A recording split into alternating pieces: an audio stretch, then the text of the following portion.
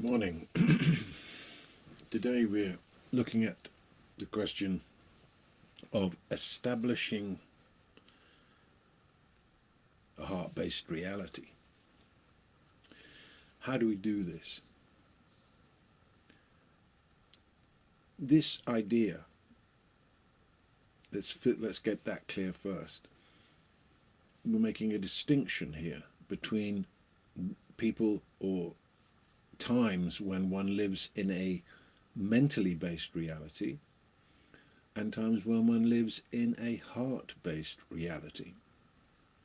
When you live in a mentally based reality, it means that you are identifying as the thinker and that you decode life by endlessly evaluating, judging, and commentating on your experience.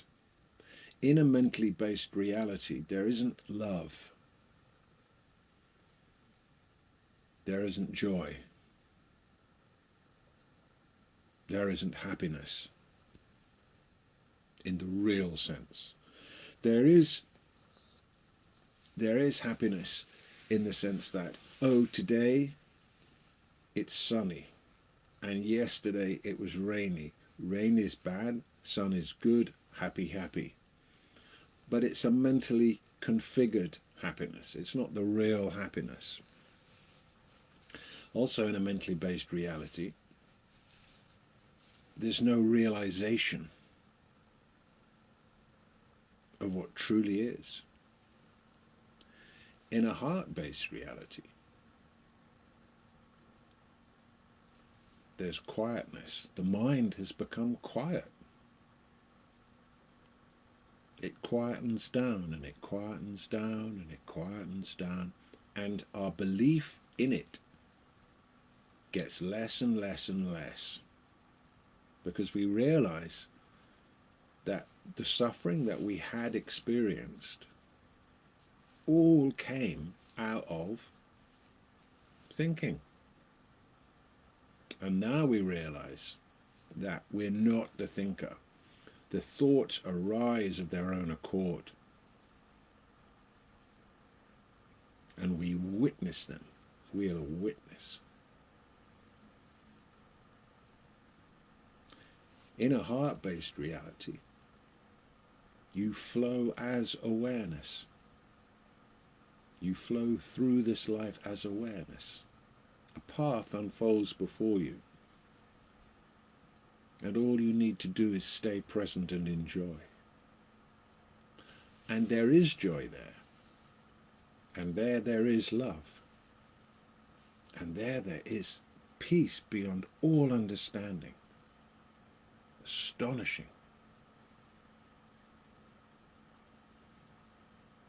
The heart. There is realization.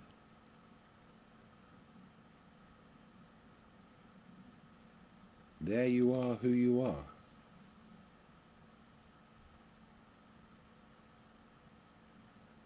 There is not suffering.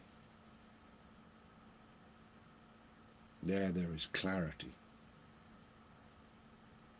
Now, each of us, if we're lucky and blessed, have moments where we see this clarity, have moments where we come out of the mind and see this other option, this other way of being.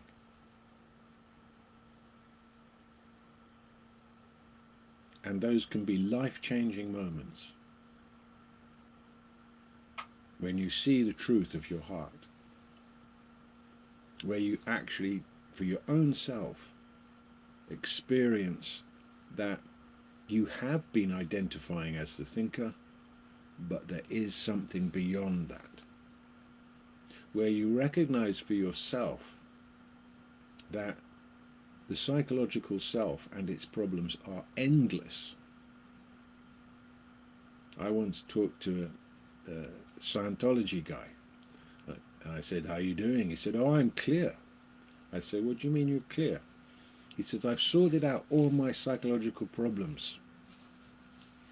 And I said, "Oh, that's fantastic. What are you doing now?" "Oh, I'm working on my other lifetimes." But how many lifetimes do we have? Innumerable. If you can see one other, then there's innumerable lifetimes. There's no finite number of them. So that trying to sort that out is endless. And it still doesn't necessarily bring joy. It still doesn't necessarily make that shift from the mentally based reality into the heart based reality. You're still seeking, you're thinking, oh, if I could just get that clear, then I would be where the love is, where the presence is, where the heart is, where the joy is, where the clarity is, where the knowing is. Then I'd be alive, then I'd be truly awake. But that isn't the way. Because you're still operating mental functions. You're still seeking in a mental way.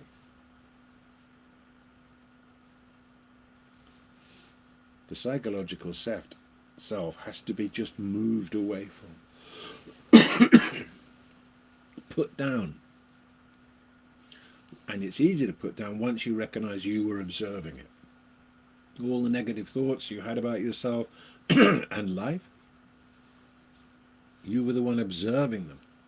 And they were born out of the beingness you were inhabiting at the time that you had the thoughts. So a heart-based reality. The first thing is we have to accept it as a possibility, invent it as a possibility. Wow, I would love to live in a heart-based reality. I would love to have my life come from there.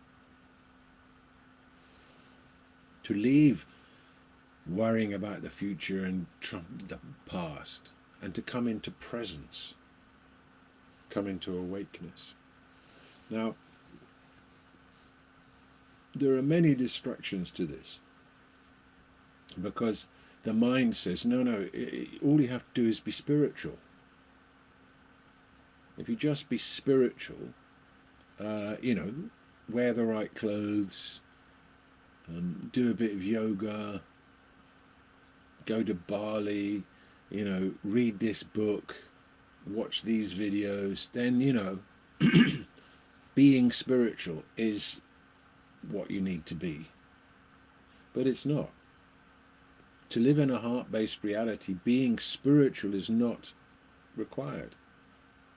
Being spiritual a lot of the time can just be an act that covers a feeling of not being good enough.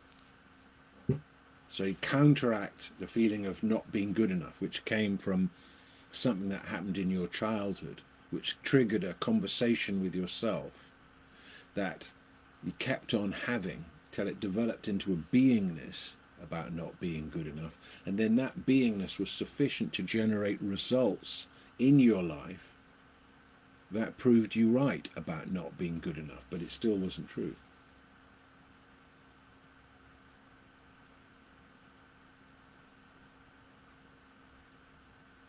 So you develop a spiritual persona in order to counteract and balance out this I'm not good enough. And when you use your spirituality for that purpose, as a strategy to deal with a psychological negative, if you like, you don't get what can truly be brought when you use that spirituality to know truth, which is what its purpose is. It's not for balancing out I'm not good enough so you make yourself really specially spiritual. No progress happens there.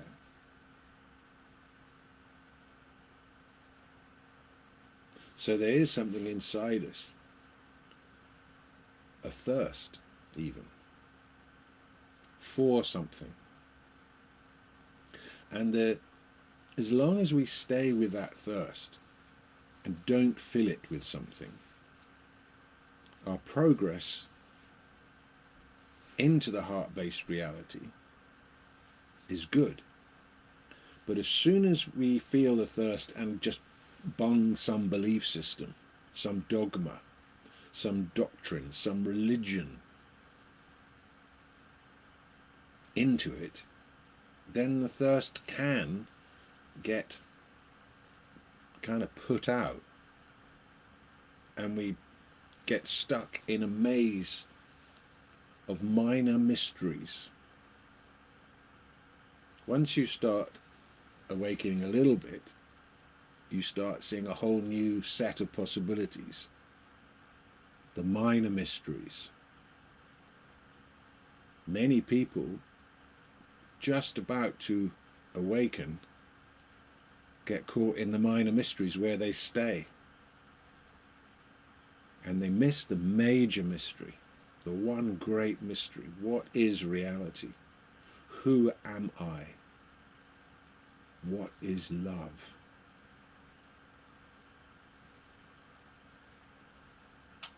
And that's incredibly sad.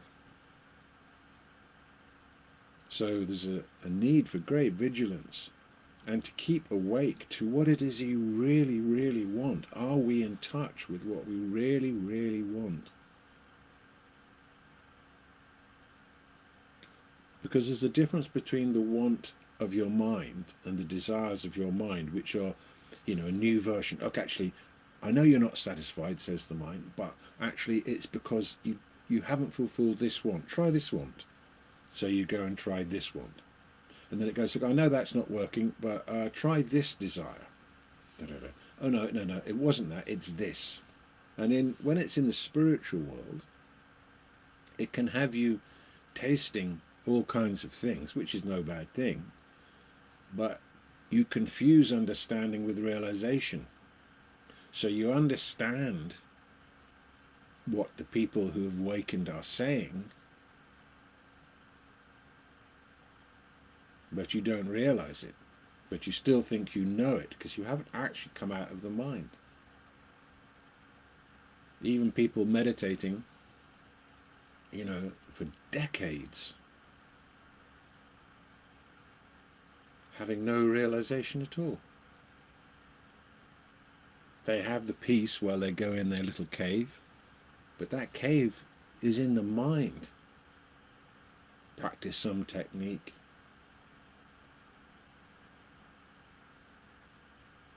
No realization, though.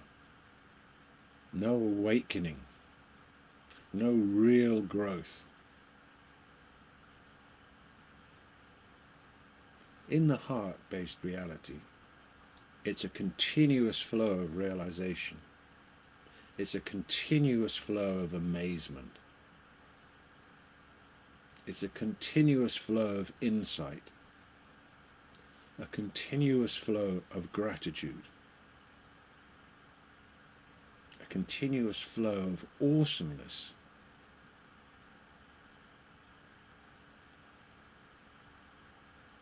Truly awesome, this wonder, this life, when seen from the heart-based reality.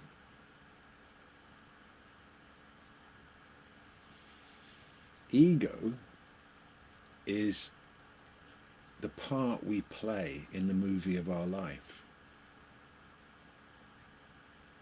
It's the identity we build in the absence of the knowledge of who we truly are. When presence emerges, ego automatically falls away. It no longer becomes a problem. And as we awaken, we can see it when it's there, whereas before we couldn't. And here's the rub. What the great psychologists like Jung have said is that it's your unconscious mind that drives your life, not your conscious mind.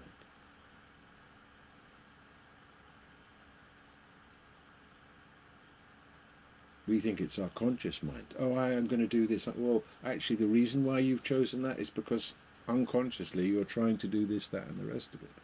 But what is the deepest thing? The deepest drive within us? The deepest program within us is actually to return, is actually to seek union, to find the self, to awaken from this dream. We're programmed to do that. We're never completely happy until we do that. We're only ever completely happy when we are doing that.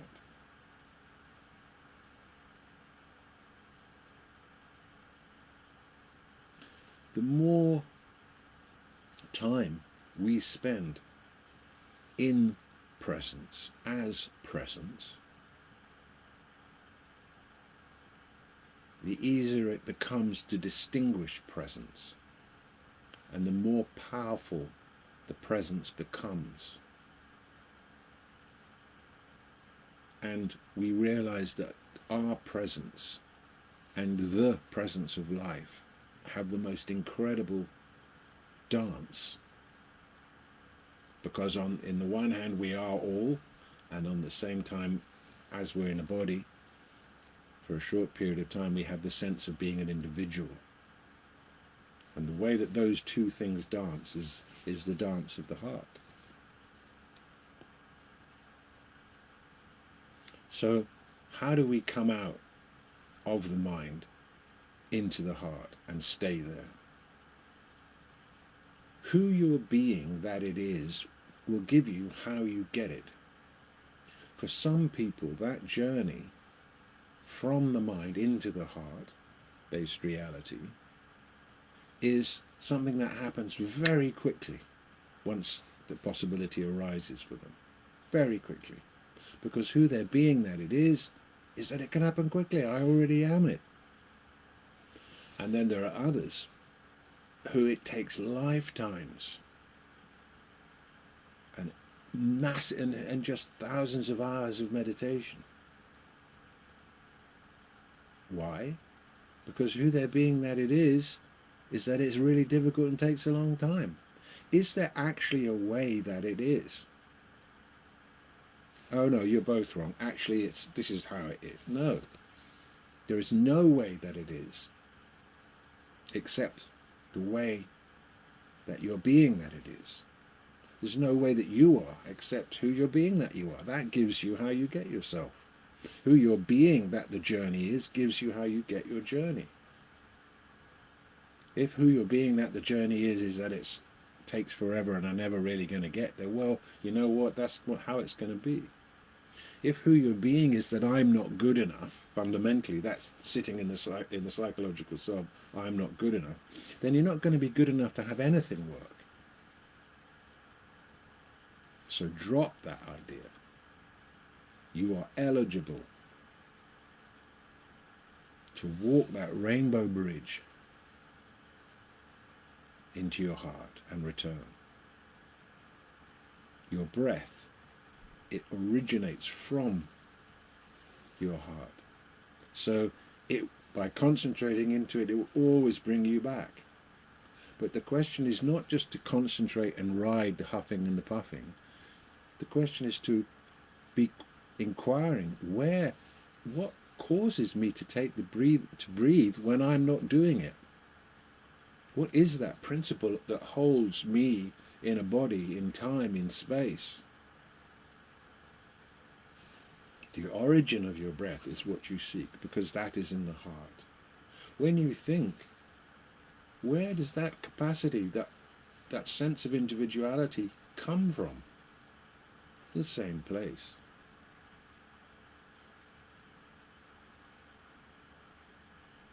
So there isn't a fixed amount of time or effort required. Who your being that it is will give you how you get it. So be that it's a gift that comes when you call, and be open to receive it. Some people describe it as being chosen by life for freedom. Chosen by life for freedom. Choose me.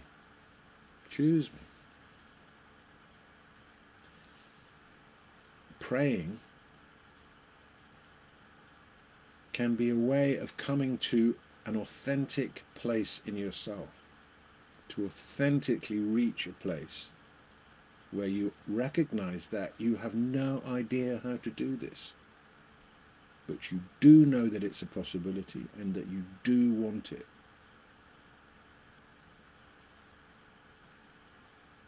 And you ask for it.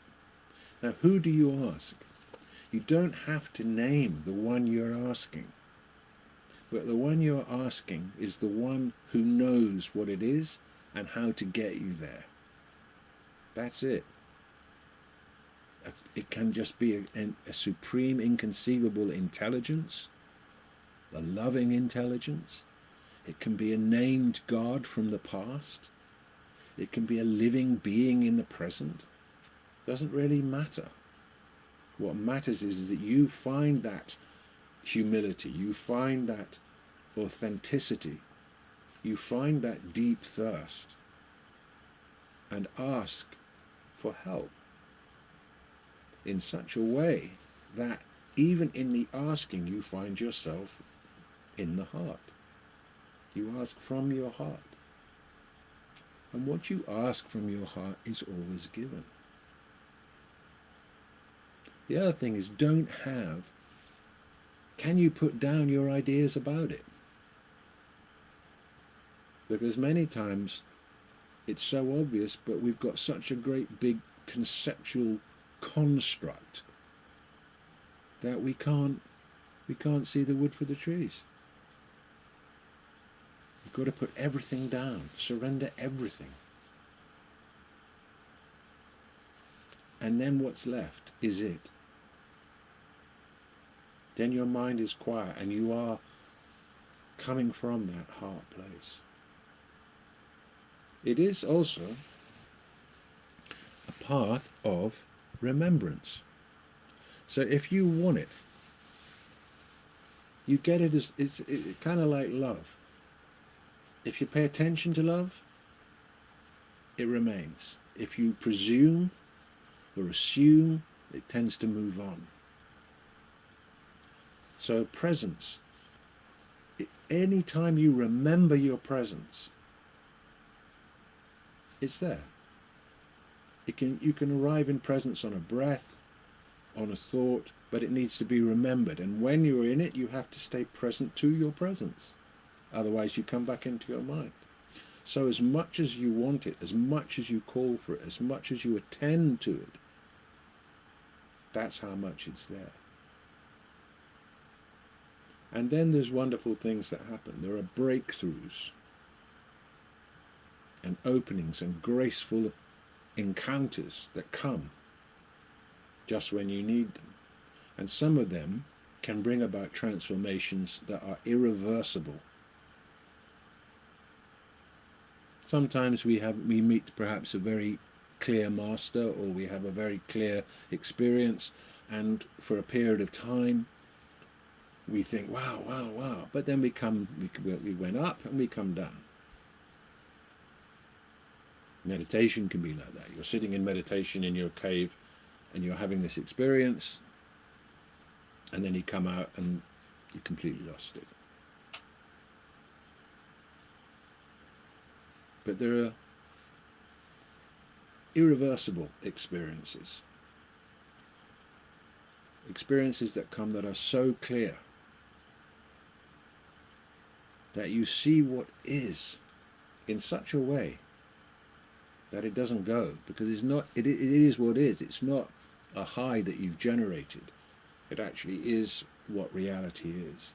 This amazing suchness, this inconceivable simplicity, this absolute purity that is the very ground of being and the very ground of your being, and what is experienced when we live in and from a heart-based reality. What's amazing is that you know this.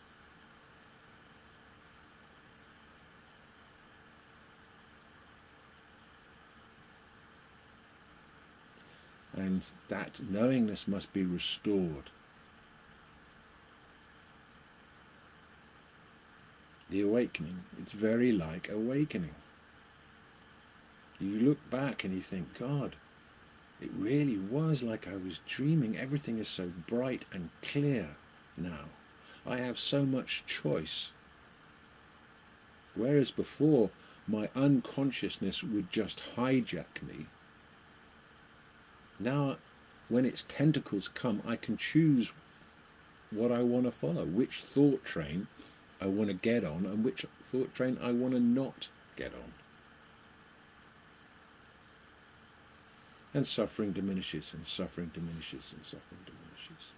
Some people will have experiences, like the Master Ramana Maharshi. He had one experience that did it for him powerfully. He saw, and he never unsaw. He just saw more and more and more. And that's why it's recommended, if you can find people who've had this awakening,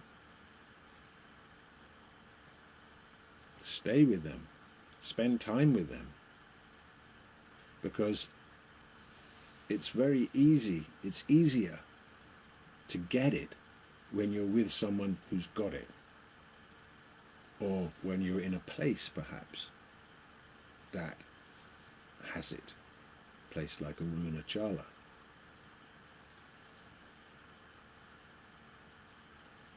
So you can do this. It's a given thing. This awakening is given by grace, just like your whole life. You just found yourself in this life. You didn't make it. It was given to you. And there's another aspect to it, the wonderful aspect of it, the return to the heart-based reality. And from there, this planet is seen as celestial, heavenly. And this is what you cry for. This is what you yearn for. And this is what will be given. If it hasn't already, it will be given. Become a clearing for that to happen. Simplify. Put down your interest in the minor mysteries. Don't use spirituality to look good.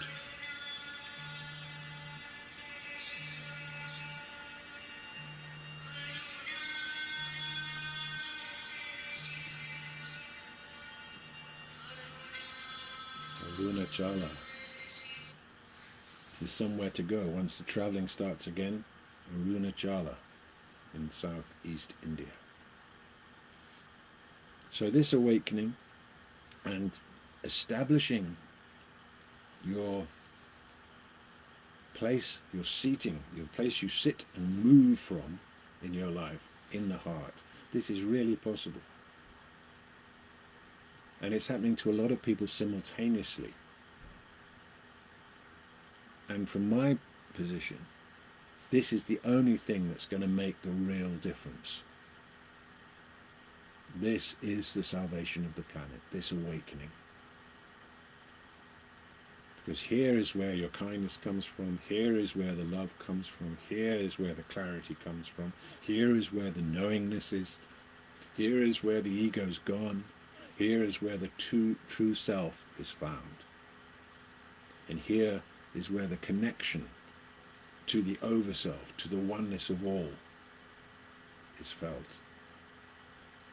All these gifts you have by virtue of being alive.